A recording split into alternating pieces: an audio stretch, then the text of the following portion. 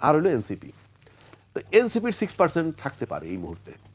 আল্লাহ মাফ করুক, যদি ম্যাডাম আর ফেরত না আসেন বেগম খালেদা জিয়া, তাইলে যে তাতে 19% বিএনপি, 16 জামাত, 9 আওয়ামী লীগ, 6 এনসিপি, মোটামুটি যোগফল 51% বা 52% হয়। বাকি যে 47 বা 48% যেটা আপনি বললেন, তার ভিতরে 30% আছে সিদ্ধান্তহীনতা, মানে তারা ডিসিশন নিতে পারতেছে না। এই ডিসিশন নিতে পারতেছে না, তার কারণটা কি? এই ডিসিশন না নিতে পারে একটা সুন্দর যৌক্তিক কারণ আছে। এবং এই তরুণ ভোটার যাদের কথা বলতেছেন, তাদেরকে যদি আমি 2014 থেকে ভোট না দেওয়া ধরি, তাহলে 14, 18, 24 তিনটি ইলেকশনে ভোট দেয় না, রাফলি 15 ইয়ার্স।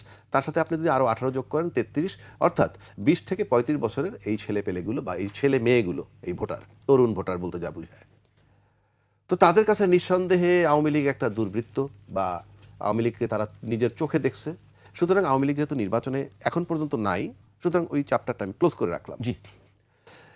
আর বাকি যারা আছে, বাকি যে দুটো দল, ওই 15-16 বছরে তারা অন্য কোনো দল দেখেনি, অন্য কোনো দল সম্পর্কে তাদের কোনো ধারণাও নাই, কারণ তারা তো কেউ ক্ষমতায় ছিল না বা বিরোধী দলেও ছিল না। বিশেষ করে আমি এই দুইটা দলের কথা বলছি এই মুহূর্তে, বিএনপি এবং জামাত। এবং এই বিএনপি এবং জামাত এইটাকে কিন্তু তারা, এই তরুণ ভোটার যারা, তারা কিন্তু এই 15 মাস অবজারভেশনে রাখছে 5ই আগস্টের পর থেকে। তাদের অবজারভেশন টাইম কিন্তু এইটা। এই তরুণ সমাজ কিন্তু এই দুই দলের কাউকে ক্ষমতায় দেখেনি, তাদের কাছে একটা ইতিহাস, তারা শুধুই আওয়ামী লীগকে দেখছে। সুতরাং তাদের যে জরিপ, সেই জরিপে 19-16 হতে পারে তাদের জরিপে। তা সেক্ষেত্রে বিএনপি থেকে জামাত খুব বেশি দূরে না, মানে জামাত খুব বেশি দূরে না, 3%। এখন আওয়ামী লীগকে আবার 9 দিছে। কেন 9 দিছে? আওয়ামী লীগ তো আছে বাজারে, ওরা জরিপ করে দেখছেন 9 আওয়ামী লীগের আছে, বাট তারা কারে ভোট দিবে না সেকেন্ডারি। আর হলো এনসিপি। তো এনসিপির 6% থাকতে পারে এই মুহূর্তে। তাহলে আপনি হিসাব করেন, এখানে সর্বোচ্চ হলো 19%। জি। তার মানে টার্নিং পয়েন্ট হতে যাবে ওই 30% যারা সিদ্ধান্ত নেয়নি।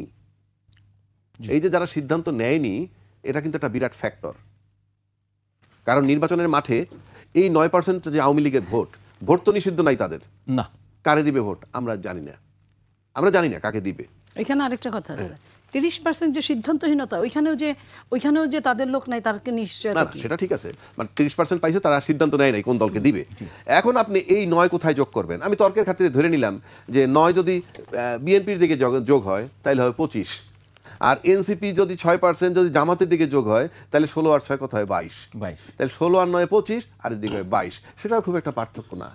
আর এটা যদি আপনি এরর অফ মার্জিন ধরেন, তাহলে এটা তো সমানই হয়ে যেতে পারে। সেক্ষেত্রে ফ্যাক্টর হইতেছে ওই সিদ্ধান্ত যারা নেয়নি যে 30%। এখন শুনুন, তারা বিবেচনায় কি নিবে? তারা বিবেচনায় নিবে সিম্পল, যে 5ই আগস্টের পর যে দুইটা দল মাঠে তারা দেখছে তাদের রোলটা কি ছিল। তাদের এই দুই দলের মধ্যে থেকে যাদের বক্তব্যে, চলনে, বলনে, বডি ল্যাঙ্গুয়েজে কিঞ্চিত যদি আওয়ামী লীগের দিকে ঝোঁক দেখে, তারা সেদিকে যেতে চাইবে না। সোজা হিসাব। আপনি কাদের দিকে ঝোঁক দেখছেন? আমি বলছি তারা তো সিদ্ধান্ত নেয় নাই।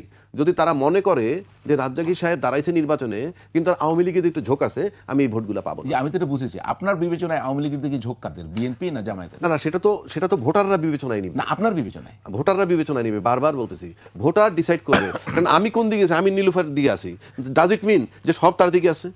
সুতরাং এটা ভোটাররা ডিসাইড করবে। আমি আপনাকে বলছি, ভোটাররা কিন্তু 5ই আগস্টের পর থেকে আজকে পর্যন্ত এবং নির্বাচন পর্যন্ত বিবেচনায় নিবে। বিএনপি কি খুব মানে খুব ফেভারেবল কন্ডিশনে আছে?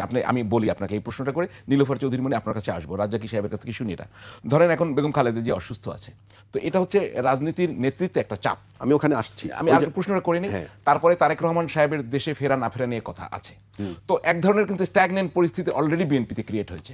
এখন শুরু করেন। আচ্ছা, এই ক্ষেত্রে এই যে absence of Khaleda Zia and presence of Khaleda Zia, আমি দুইটা বিষয়ে বলতেছি। আল্লাহ মাফ করুক, উনি কিন্তু ইনফ্যাক্ট একটা কঠিন সময় পার করতেছেন, উনি খুবই অসুস্থ।